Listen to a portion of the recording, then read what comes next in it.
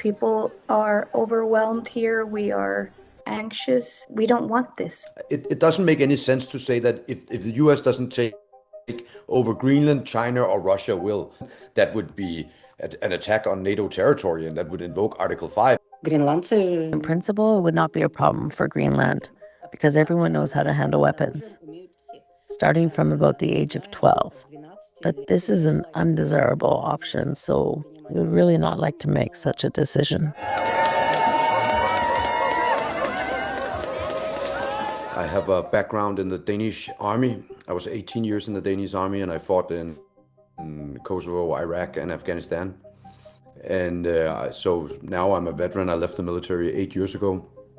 As you are well aware, there's been a situation where the US has tried to acquire, or is still trying to, in some form or shape, trying to acquire Greenland. The United States alone that can protect this giant mass of land, this giant piece of ice, develop it and improve it and make it so that it's good for Europe and safe for Europe and good for us.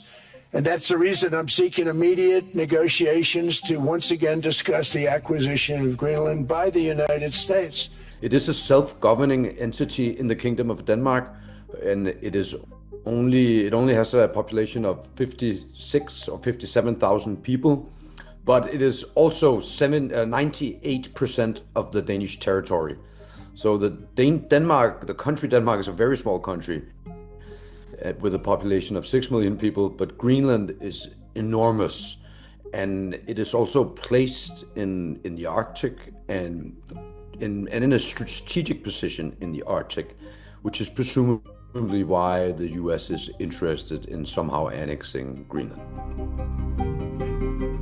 So does the US expect that a country of a population of 6 million people and Greenland with a population of 57,000 people, that they should protect the US? I mean, that in itself does not make any sense. I think the US is fully capable of protecting themselves.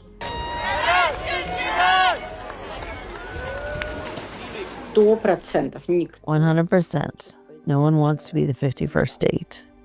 Ideally, they want to be independent of everyone altogether and make their own decisions at home.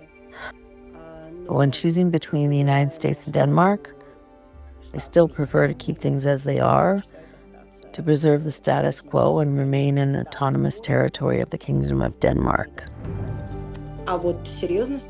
They only started taking it seriously last year during Trump's second term, when his son flew in on January 7th, 2025.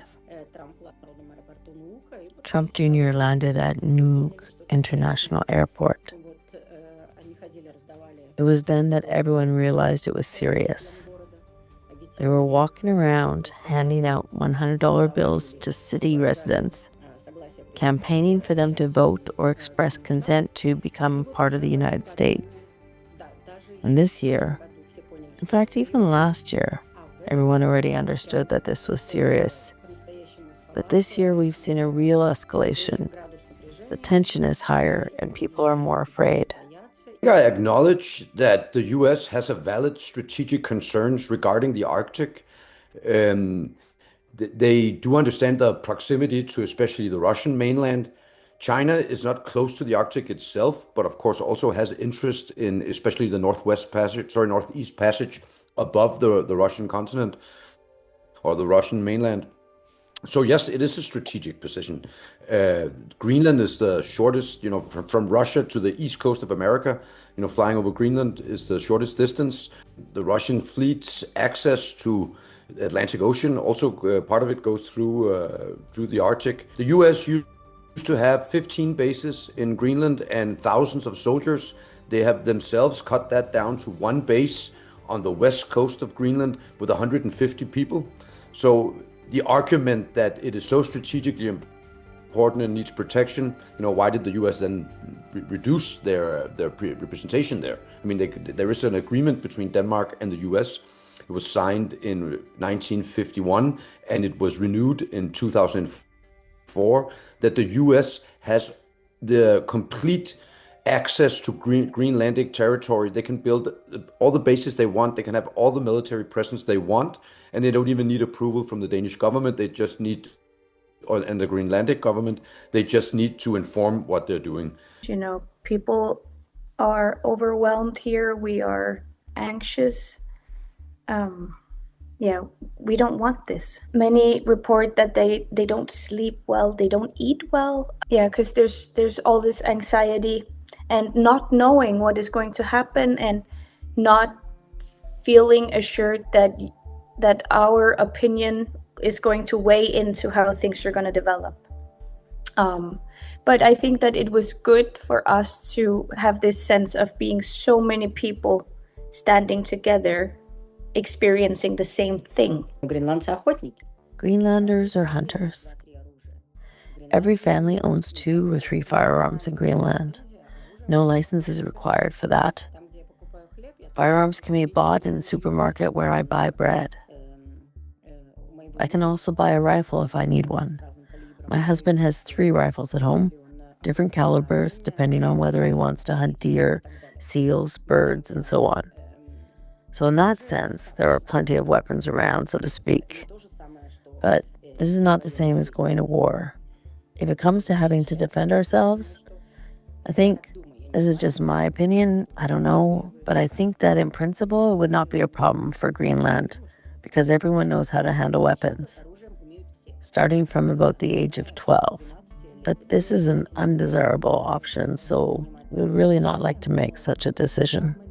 It doesn't make any sense to say that if the US doesn't take over Greenland, China or Russia will. I mean, in any case that China or the US, or sorry, China or Russia would move on Greenland, that would be an attack on NATO territory and that would invoke Article 5. So, I mean, it doesn't make any sense to say that that's even a possibility. It would be the same if Russia attacked the US or attacked Denmark or France or somewhere else.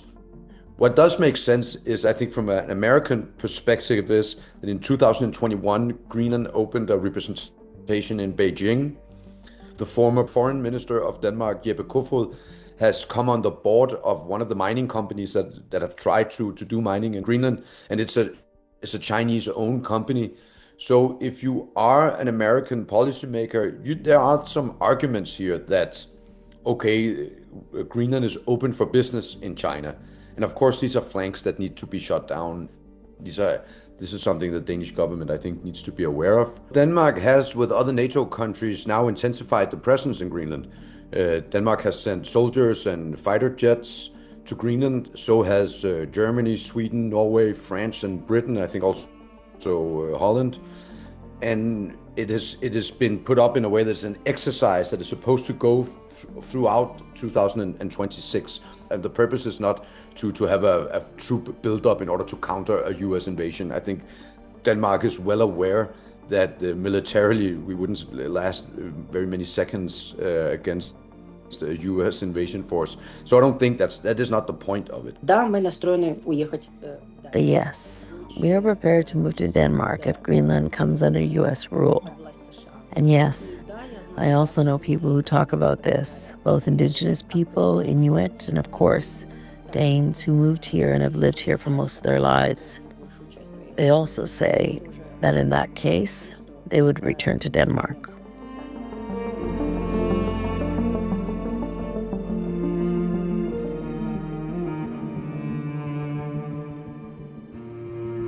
The Insider's journalists continue their work despite pressure from Russian authorities. You can support them by liking this video, leaving a comment, and subscribing to our channel. If you'd like to further support their efforts, consider making a donation by clicking the link in the description below.